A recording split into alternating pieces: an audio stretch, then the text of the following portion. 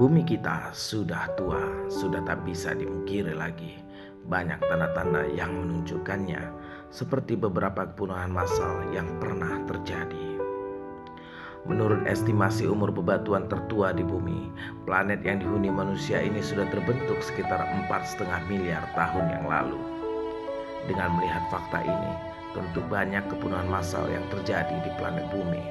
Menurut teori Big Bang, bumi terbentuk dari ledakan dahsyat sekitar 13,8 miliar tahun lalu. Ledakan ini yang menghasilkan debu dan awan hidrogen yang semakin lama semakin padat. Semakin tua bumi, maka semakin banyak hal yang sudah terjadi dan pernah dialami oleh planet tempat tinggal kita ini. Manusia purba menghilang, hewan-hewan purba menghilang, hingga mencairnya gunung es membentuk lautan yang luas. Jika memang telah banyak hal terjadi di bumi ini selama miliaran tahun lalu, maka pasti banyak kepunahan massal yang terjadi hingga menjadi parah. Kepunahan pertama datang pada pertengahan zaman Ordovisium saat kondisi bumi masih hangat dan kelembaban atmosfer ideal untuk kehidupan makhluk hidup. Hingga pada akhir zaman Ordovisium, sekitar 443 juta tahun lalu, kehidupan berubah secara ekstrim saat benua tua bernama Gondwana mencapai kutub selatan.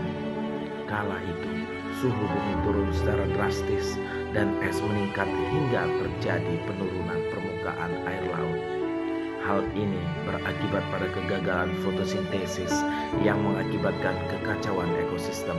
Sekitar 86% populasi makhluk hidup lenyap hanya dalam kurun waktu 3 hingga 2 juta tahun.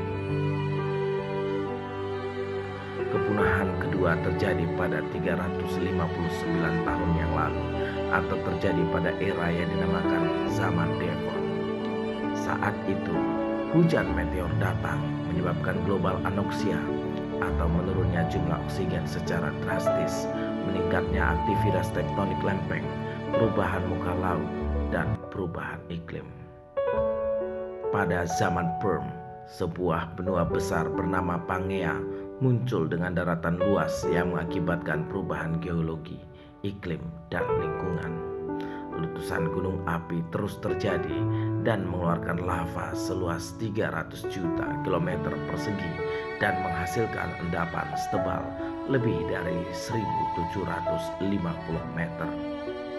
Endapan ini lalu disebut sebagai Siberian Traps yang kini dikenal sebagai daratan Rusia.